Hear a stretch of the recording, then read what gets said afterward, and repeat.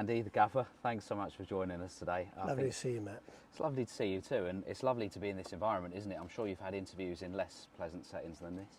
Well, 9 months of last season, some of them in our office, so this is much nicer, and yeah, it's been a really beautiful place, this Penina Golf Resort, and it's been lucky for us as well, which, as you know, I'm very superstitious, but it's been a really good place for us to get some work done.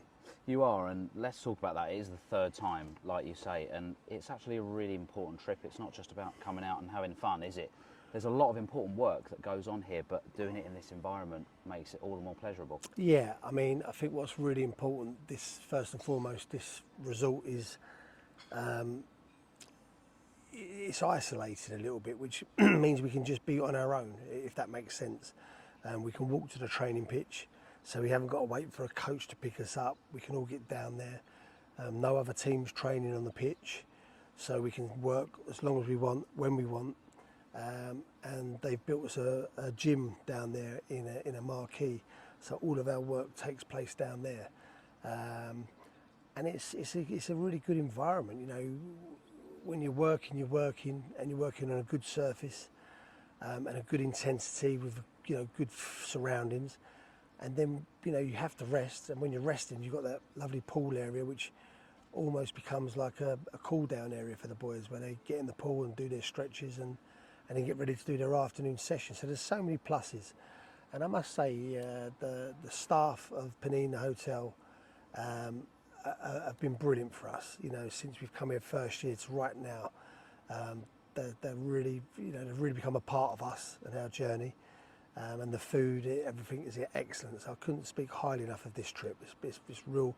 I think it's a real keystone in the start of our preparation for the season ahead.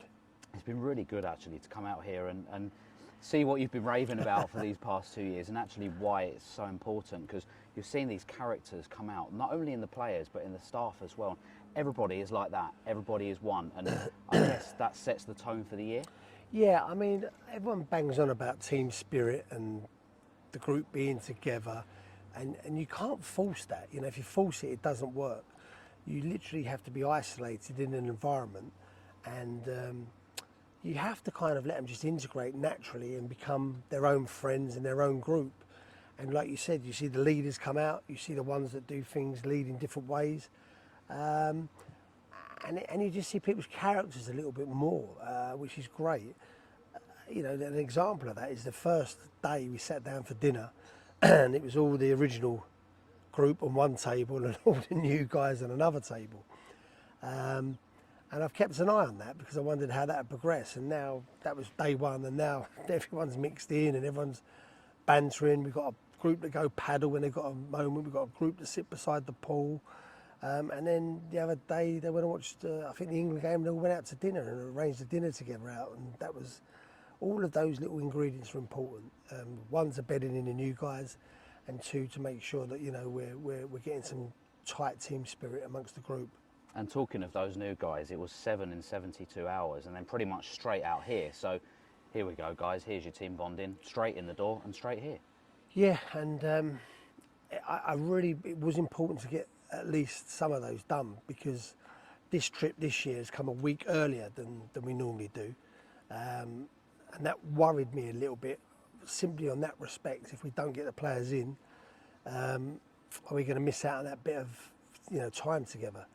So that was important, man. The guys that have come in, a credit to them, they've come in, they've been brilliant. You know, they've been exactly like I'd hoped. You know, they've brought into everything we've done. They're walking around with a smile on their face, you know, and as stupid as that sounds, it's important.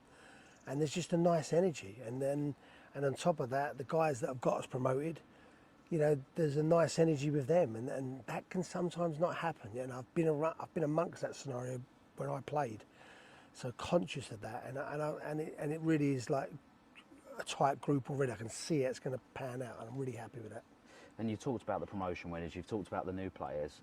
Something which has really impressed me on this trip is the young players and how much they've seemed to have matured recently. You've got a few new ones in the door as well, both on and off the pitch. Yeah, I'm glad you alluded to that, because, you know, if we get all of our signings in, then maybe some of these young players don't get a chance to come away with us, which is just numbers, there's nothing other than that. So that's the plus side, that, at this stage, we've brought a handful of young players away with us. And let me tell you, I've been seriously impressed with all of them. And I'm not just saying that, so their families are happy and the club are happy. These young players, we've got some talent coming through, a real talent. And it's exciting. And I wouldn't have a problem with any one of them starting the first game of the season. I just wouldn't. They've been really absolutely top draw. And again, they now feel a part of it rather than, they're just here making up the numbers. And I said to them on day one, you guys have got a genuine chance to put your marker down to make sure you're in contention for the first game of the season. And anyone that knows me, that doesn't bother me playing young players. And they've all been, I must repeat, top draw. It's been an important trip for your staff as well, hasn't it? Because although it's already a very tight-knit group, it's really important for them and the preparations for their season. I'm talking about Tom Cockin. We spoke to him yesterday about all the strength and conditioning work that's going into this camp, but just everybody from the coaching and support staff across the board. Absolutely. It's our time together. And I will say it, we haven't got a drinking culture at this club. I've seen that at many clubs, drinking culture. We haven't got that. It's not that people don't like a beer when they're downtime, but we just haven't got that culture here right through the club. And I'm quite happy about that, of an evening we'll sit down, and if you've seen us, we sit down, we talk about the day's training, we talk about players, and then we have a bit of downtime just chatting in general, like friends. And all of that, along with you guys coming out here as well, is important to what we are. And I always maintain whenever I do anything, we are one club, and I want to make sure we keep that mantra of one club, and that means everybody's involved. So the time for us as staff is very important, and look, and particularly you've seen me on this trip, I'm really blessed with my staff all over, because I'm constantly on this phone. So it's good to have people, that I know are just taking care of everything I need to be taken care of. I'm not necessarily not there, but my brain's not there preparing it all. And they're on top of everything for me, and that's a real relief for me, that I can keep on the phone to Luke, our chief scout, keep on the phone to the chairman, and making sure that I keep meeting players on Zoom and calls, and constantly doing it, which I will do right until the last day of the window. You took the words out of my mouth there. I was going to say your phone has been non-stop throughout the summer, as has the chairman's, and Luke as well, who people might not see, but I think he told me the other day that he'd done about 160 calls in one day or something, which doesn't surprise me, because there's a lot of work, and I see it firsthand, there's a lot of work that goes into it. Yeah, and I think it's important to sort of probably give a bit more of a picture to the supporters, because I can see on some of the message boards early doors, they're getting agitated because we haven't signed anybody and they see other clubs sign. It's really not as easy as you all think. You ring up a player and you say, come to Bromley, and this is what we're offering you. It just isn't like that. I mean, there's a whole process. You almost have to go through sort of 2 or 3 rounds of processes with them. You tell them you want them, you tell them what the project is and what the plan is and how it looks. You fluff them up to make sure that they feel the most important player in the world. And they are generally, that's not true, but that's, that's part of it. You then have to then speak to their agent. They then tell you that they definitely want to come to Bromley, but then they go quiet for 2 weeks because they're going around every other club. And I'm just being honest how it works. And then in that time, we're speaking to 10 other players in that position, because for all those 10, 9 of them will probably go somewhere else. It's just how it is. And the ones we probably set out to get, not always the ones we get. And that's just the process. And then even right down to the last minute, you were about to do a player, and then there'll be a change of plan or a curveball come in, and a lot of it's out of our hands. And I must give a lot of credit to Luke. He's been non-stop. And as I say again, I have with him. And then the chairman. It's unusual to have a chairman so hands-on with us. It's normally like a chief executive or a sporting director. So credit to Robin. He's been hands-on with us, trying to get these deals across the line. And then the last bit of that, Matt, is and I'm being respectful. This is not from a place of disrespect. We only have a certain amount of money and a certain budget, so we've gone up a league where the expectations are going to be greater. and we've only got a certain amount of money, and that's not because of the chairman or anything else. That's just because of the way the rules are. So there's so many, add-ons and facets to getting a team out on the pitch that represents me, that's the team I want, and comes in budget. It really is a tough job. And we've talked about the 7 who've come in and the fact that they've been out here this week, which has been really important. We've talked about the training, but also we've had 2 matches as well, so an opportunity for you to see them in these early days. They're all at different stages of fitness. They've all come in across the past few days, but that's important as well, isn't it? Yeah, I mean, the first thing I noticed was the training levels had gone up. The quality in training, the speed of training, everything. I noticed that on the first training session. I think I spoke to my staff out here and I said, the biggest thing I noticed today was the level of everything's gone up, which is exactly what we want because we're going up a level.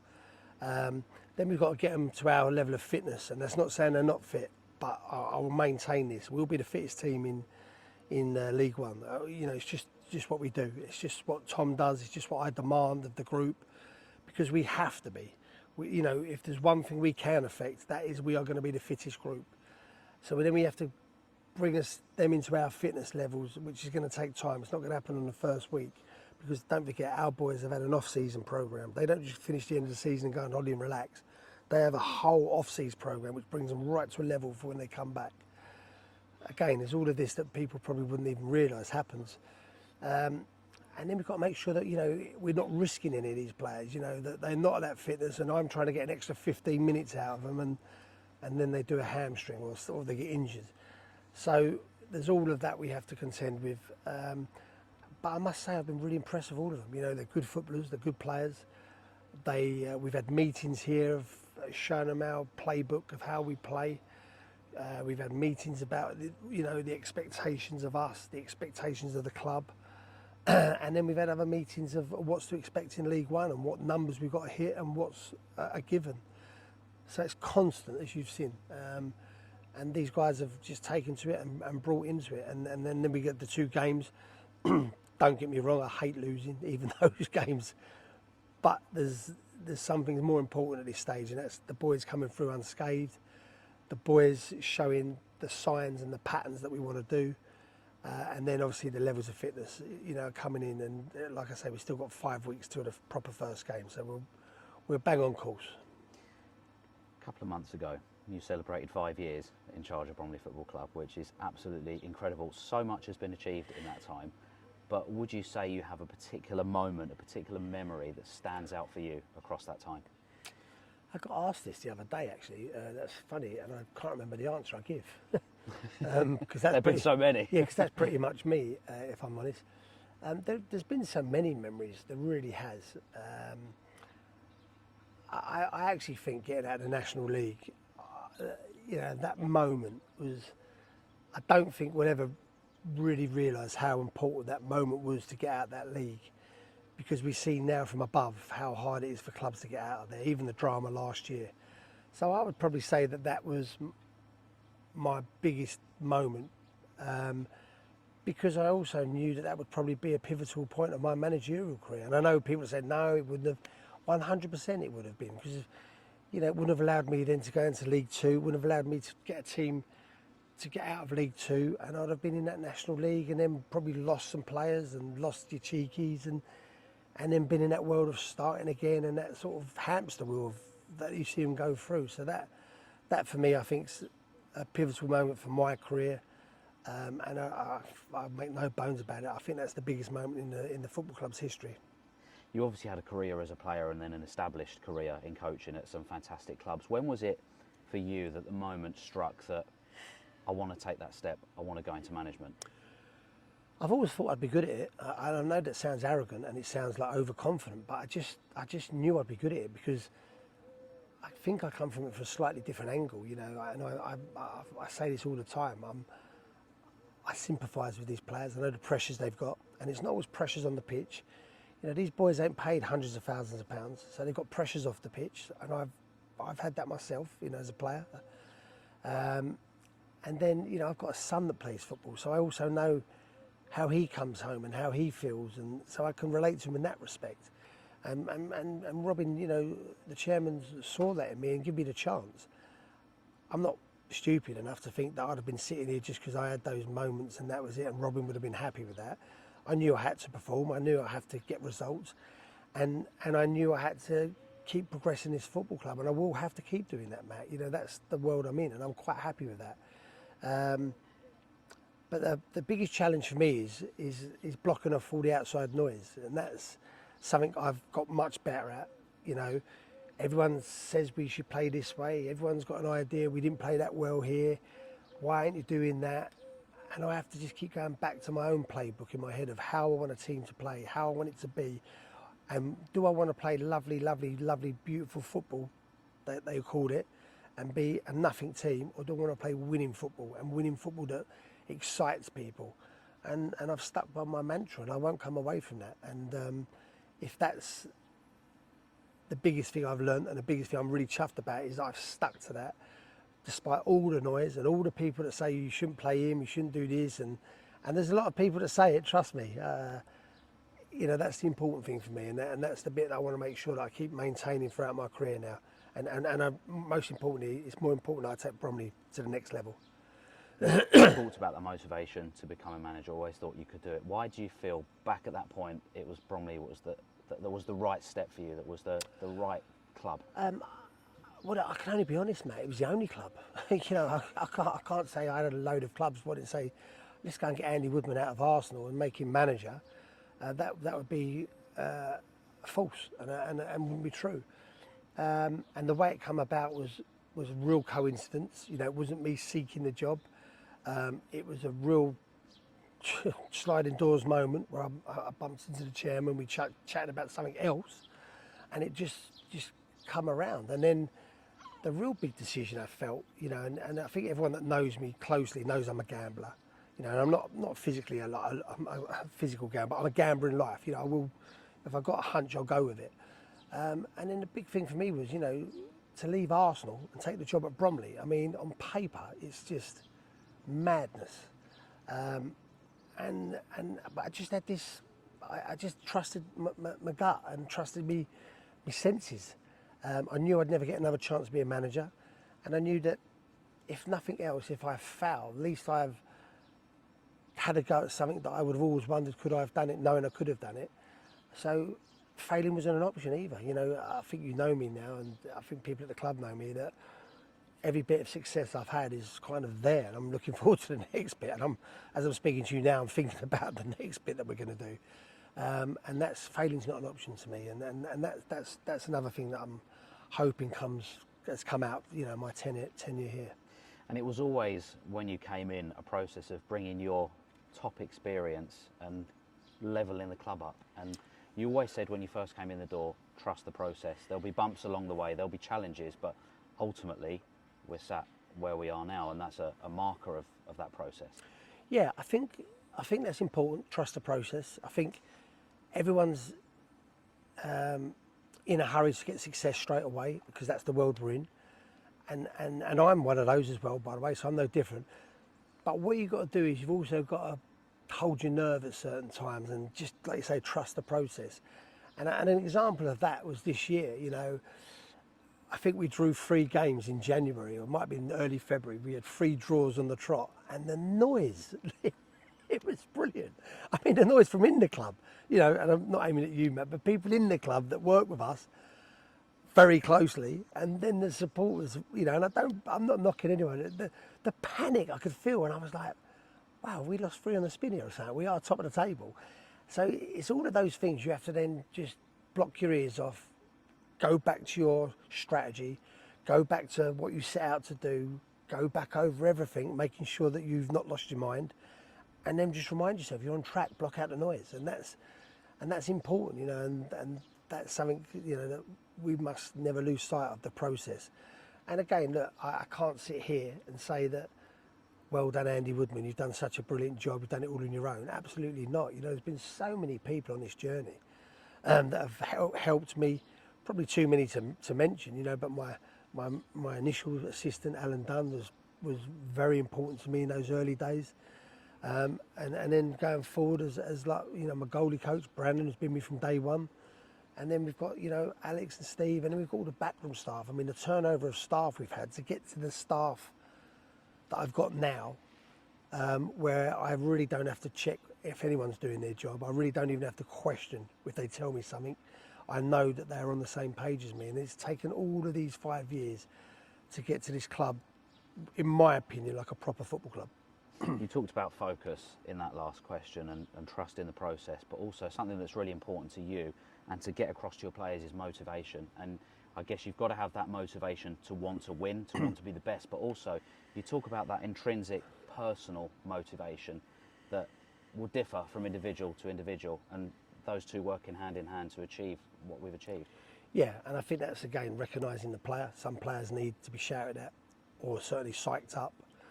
Some players don't. They need an arm around the shoulder. And I think you recognise that with your team and the players you've got, and sometimes you get it wrong, trust me. But then I think you should never go away from what you are. So what I am is what I am, and I think anyone that knows me, I'm a winner. I've always been the underdog throughout my footballing career, probably from my background as well, of everything that's gone on in my life.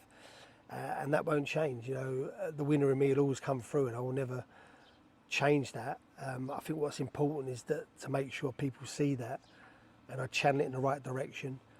And then you've got to hope that you've got the right people with you that will follow suit and trust what you're telling them. And to date, they have. And they've believed everything I've said to them, and they've followed suit with me.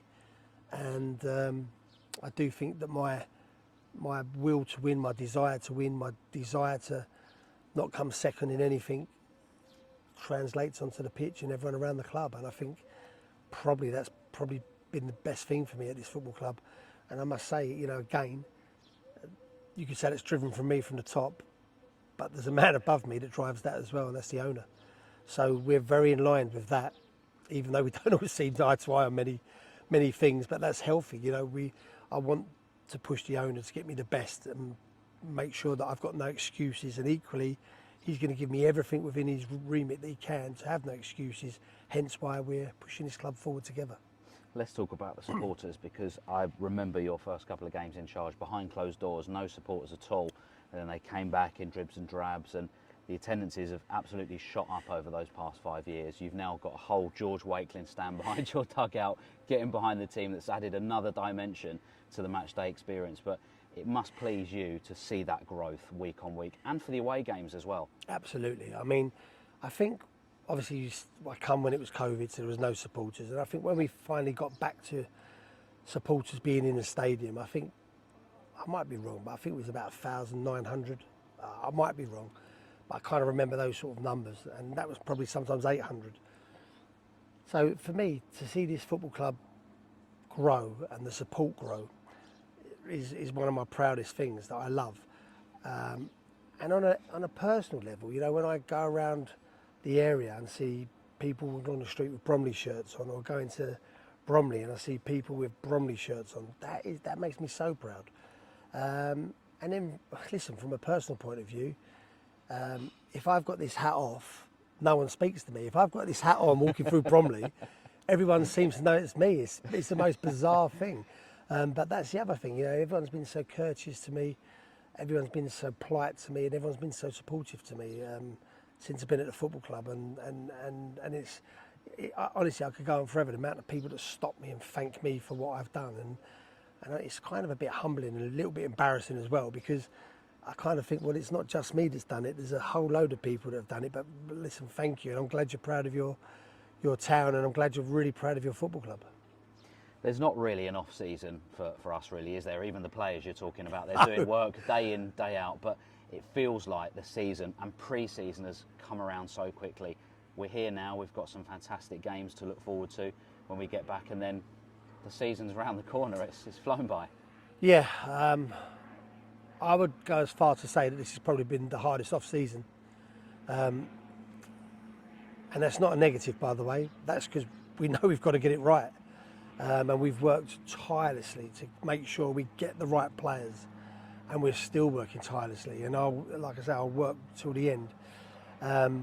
But we've been meticulous. We've had to be, because obviously, where we're at, what we've got resources, and what we want to fit into how we play. So this has really been a very, very tough off-season, and actually one I've enjoyed, so I'm not moaning about it. It has been enjoyable, it has been stressful, it has been challenging, but I know what's at the end of the rainbow is the rewards, and that's what drives me to make sure we get the rewards for all of us. But and again, Matt, you say about me, but you've worked your socks off this off-season, and I think just the other day, I think you were still at the club about 12:30, 1 o'clock in the morning. I mean, it's brilliant what you all do, and you particularly, and these guys and everyone, So there's a lot of people that don't get a pat on the back like I do, that deserve a pat on the back, and I'm grateful for those people. Although I also know that none of them would be stepping up when I get a bad result and taking all the flack I take. So I'm quite aware of that. But in all seriousness, it's really exciting, isn't it, the season ahead? It feels like just yesterday we were talking about our first season in League Two, and now to come that further step forward and to be facing the likes of Sheffield Wednesday, Leicester, so many ex-Premier League clubs, and we're now competing on that level. You're right. I don't think any of us have kind of really get our head around the magnitude of what we've done until it starts. I really don't. I know these clubs. I've been to these clubs, and I've been to these clubs with big clubs, where I've been involved at like Newcastle or an Arsenal. So I know what we're facing, and I probably still don't really realise what we're facing. And it probably hasn't really dawned on me what we're up against. But that's what we're about, isn't it, Bromley? We are the little Bromley, and we'll be playing that card like you've never known this year. Look, it's time for us to come out of the shadows a little bit more, I think, and I think we should embrace it. I know our supporters are looking forward to it, and they can't wait to embrace it. I know my staff are, and I know my players are, so I'm really looking forward to the challenges ahead. It's going to be a challenge, there's no doubt about that. But I'm really confident. I'm never not confident, but I'm weirdly very confident this year, and I don't want to shoot my mouth off, but I'm very confident. The journey carries on, doesn't it? It doesn't stop here. No, it doesn't, and it'd be nice if we're sitting here next year saying this is our lucky hotel. We're one league away from the Premiership, or one season away from the Premiership. That would be great, wouldn't it? It would. It would. Dare to dream, Matt. Absolutely. Dare to dream. Andy, thank Cheers. you so much Thanks for your as always. time. Thanks Been a very much. pleasure. Thank you.